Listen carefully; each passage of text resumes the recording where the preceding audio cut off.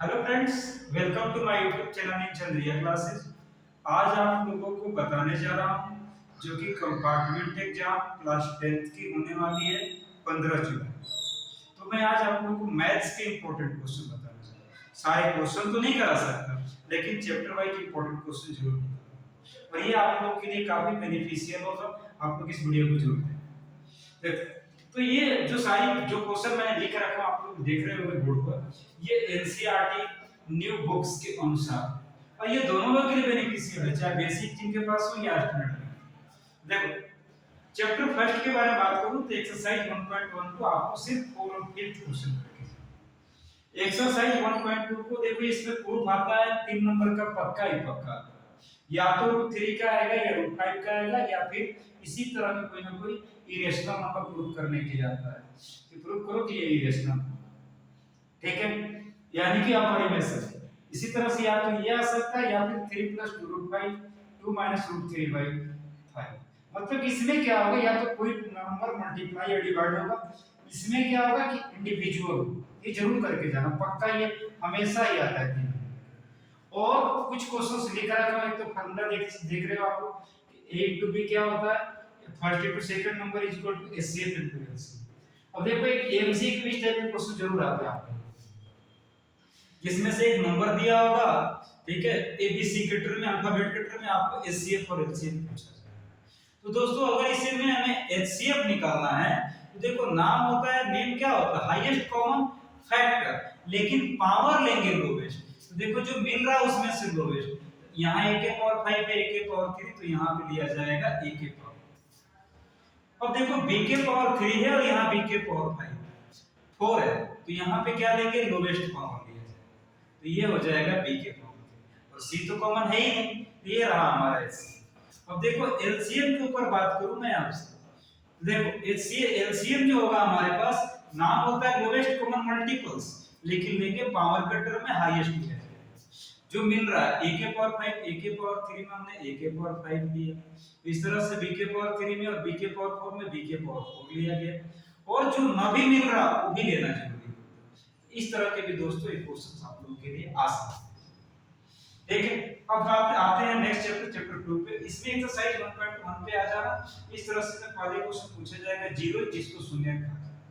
देखो, एक एक्सिस को जितने पॉइंट पर ये कट करेगा वो हमारा शून्य हो जाएगा, यानी कि जीरो हो जाएगा। एक्सरसाइज 1.2 में क्वेश्चन फर्स्ट के थर्ड और फिफ्थ करके जाना, क्वेश्चन 2 के सेकंड करके जाना। और एक याद रखना, अगर आपके पास जीरोस दिया हो तो k, इसके लिए फार्मूला क्या होता है, k ब्रैकेट में x² minus alpha plus beta into x plus alpha. Alpha plus beta को सम ऑफ जीरोस और ये प्रोडक्ट ऑफ जीरोस, ठीक है।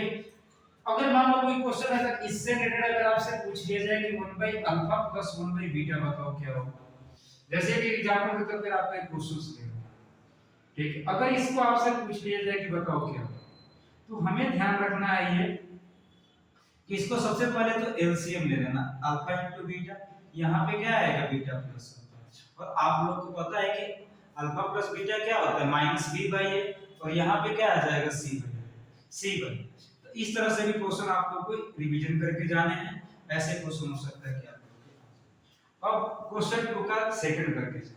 अब चैप्टर 3 के बारे में बात, ठीक है, लीनियर इक्वेशन टू वेरिएबल, इसमें 3.1 के क्वेश्चन 5 करके जाना है, 3.2 के क्वेश्चन सेकंड और क्वेश्चन थर्ड के 4 करके जाना है, 3.3 के क्वेश्चन सेकंड के करके जाने हैं, थर्ड, फोर्थ और फिफ्थ, इन तीनों में से डेफिनेटली एक क्वेश्चंस आते हैं 3।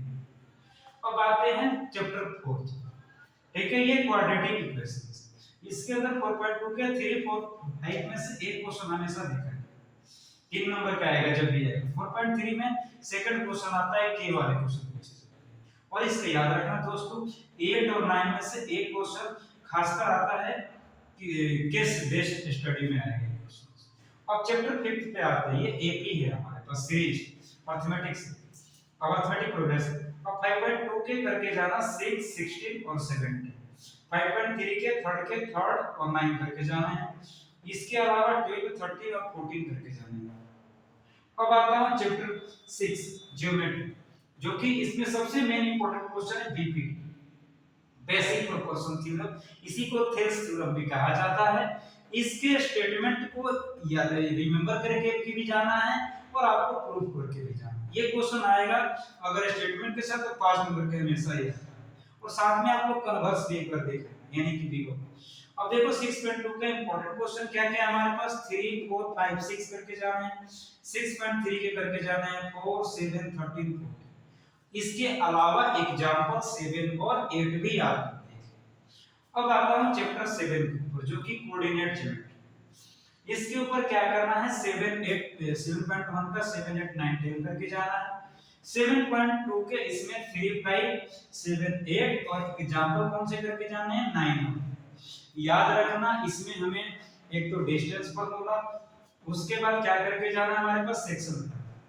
इसके अलावा एमपीटी मिड पॉइंट थ्योरम की बात करते हैं, इसमें चीजें आपकी यूज होगी। अब बात करते हैं ट्रिगोनोमेट्री इंट्रोडक्शंस। 8.1 में क्वेश्चन 10 करके जाना है, एग्जांपल 5 हो गया।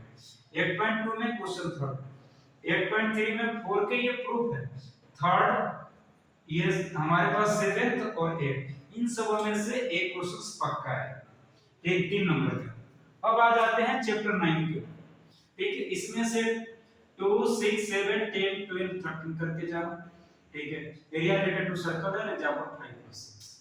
अब बात करते हैं हमारे पास ये सर्कल ज्योमेट्री की, इसमें से याद रखना 10.1 और 10.2 थ्योरम स्टेटमेंट के साथ याद करके जाने हैं और इसे प्रूव करके भी जाना है। ये पक्का इन दोनों में से एक क्वेश्चन तो पक्का आपको देखने को मिलेगा। अब एग्जांपल 2 और 3 भी देख लेना, ठीक है। 10.2 में से 4 5 6 9 10 11 और 12 ये सारे क्वेश्चन आपको इधर रिकॉल करके चैप्टर 11 के बारे में बात। तो इसमें आपको 11.1 एक्सरसाइज में से आपको 3 7 8 12 और 13 ठीक है। अब इसमें से बात करो चैप्टर 12, ठीक है। तो सर इसमें क्या करके जाना है, 2 5 7 8 कर लेना, 3 4 5 6 और ये गुलाब जामुन वाला क्वेश्चन है जो कि हमेशा पूछे जाता है। अब आते हैं चैप्टर 13 के ऊपर जो कि स्टैटिक्स है। इसमें 3 5 करके जाना है, 3.2 में 1 करके जाना है और 3.3 में 2 3 4 और खासकर 2 क्वेश्चन। इससे बाहर आपको स्टैटिक्स में कुछ पढ़ने की जरूरत ही नहीं। एक और देख लेना, mod इक्वल टू 3 मीडियन -2 में, यानी कि बहुलक इक्वल टू 3 माध्यिका -2 माध्यिका। इसके बाद चैप्टर 14 की बात करता हूं जो कि प्रोबेबिलिटी है। इसमें 10 14 और 17 करके जाना है और एग्जांपल 13 भी आपको करके जाना है। इसके अलावा सारे प्लेइंग कार्ड्स, उसके बाद प्रोबेबिलिटी के सारे कंडीशन की प्रोबेबिलिटी हमारी लाई करती है 0 और 1 के बीच। तो दोस्तों ये सारे मोस्ट इंपोर्टेंट क्वेश्चन हैं, या तो ये क्वेश्चन आएगा डायरेक्टली या इससे रिलेटेड क्वेश्चन। जय हिंद दोस्तों।